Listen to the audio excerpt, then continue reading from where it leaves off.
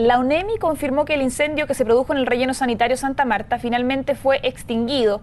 El siniestro, que se prolongó por una semana, provocó una extensa nube de humo que afectó a varias comunas del Gran Santiago. Queremos conversar en mayor profundidad de este tema y para eso nos acompaña en CNN Chile el ingeniero químico de la Universidad Católica, Héctor Jorquera. Héctor, muy buenas tardes. Muy buenas tardes. Bueno, doctor, primero que todo, aclarar, durante los días que se mantuvo el incendio en el relleno sanitario, las autoridades tuvieron algunas señales quizás algo contradictorias respecto a la peligrosidad y a lo que tenía efectivamente el humo que transitó por varias comunas de Santiago. ¿Era tóxico? ¿No era tóxico? ¿Tiene algún ribete peligroso, por lo menos para la ciudadanía? Bueno, en primer lugar, cuando comenzó el incendio, la pluma de humo se podía observar desde el satélite.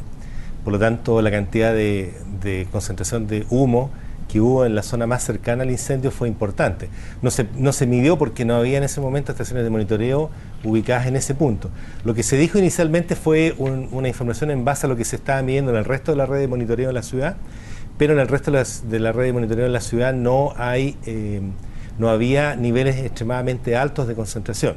¿Ya? Por lo menos no eran altos con respecto a lo que nosotros vemos normalmente en otoño e invierno en Santiago, cuando la situación se pone más mala de calidad del aire. O sea que durante las primeras horas la señal Claro. era correcta en el sentido de que no era peligroso. Eso era para toda la gente que estaba en el entorno de Santiago, que no estaba inmediatamente cercano al incendio. ¿Ya? Pero en el mismo sector del incendio hubo muchísimo humo, hubo gente que se tuvo que ir de su casa porque no podía permanecer ahí durante esa noche y ese primer día, que fue el 19 en la mañana. Así que fue claramente con impactos locales en la población más cercana al relleno sanitario, sobre todo hacia el oriente. Para la gente de las comunas de Talagante, San Bernardo, que estaban más cerca, ¿era tóxico ese humo? ¿Les puede generar daños a largo plazo? ¿Era necesario evacuar quizás en las primeras horas? Lo primero que se puede decir es que como eran niveles más altos de concentración, evidentemente eso produce efectos de corto plazo o agudo. ¿Ya? Para los efectos de más largo plazo es muy difícil de estimar eso porque es un solo evento puntual que se dio y que no esperamos que no se repita en el futuro. Me refiero a cosas como que se vuelva a quemar una parte del relleno. Así que lo que se puede solamente averiguar es el tema de los efectos de corto plazo.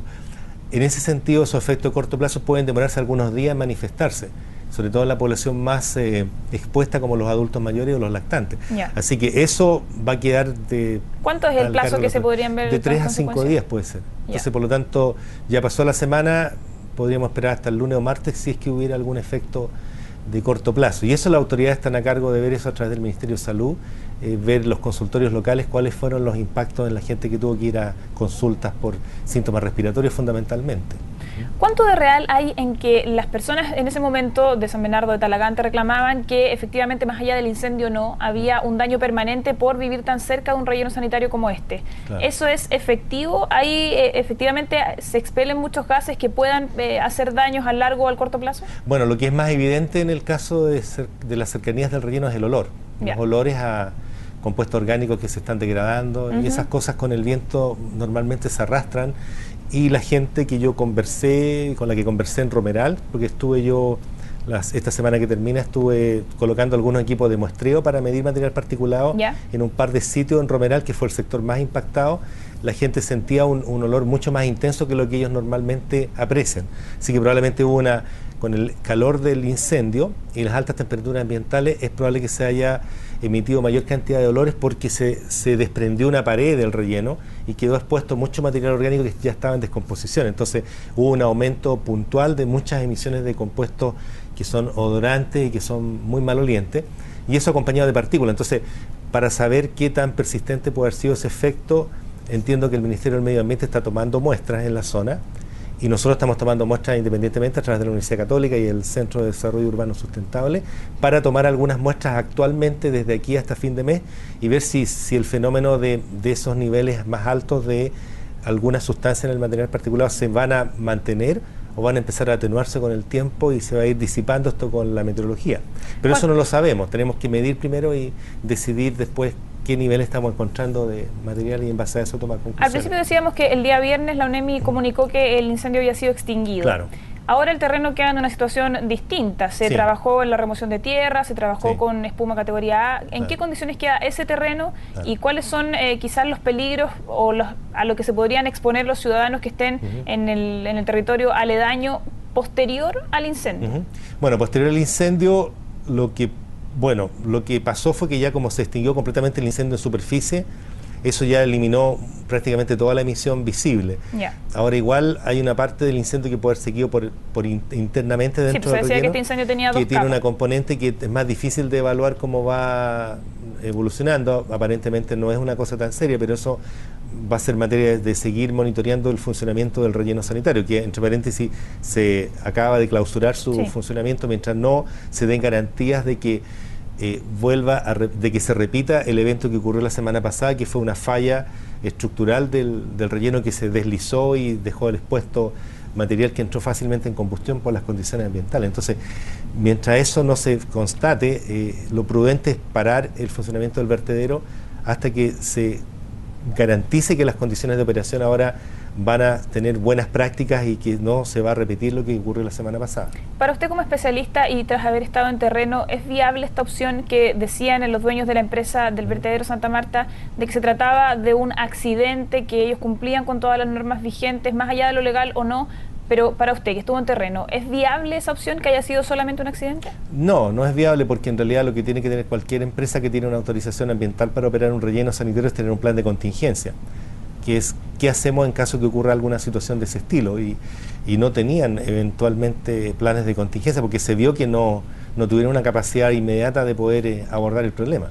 Así que ahí hubo una falla de la empresa. Por lo tanto, el tema es que no se puede aceptar de que la empresa siga operando de esa manera tan poco proactiva, de adelantarse y tener un plan de contingencia listo en caso de que se produzca una nueva situación similar.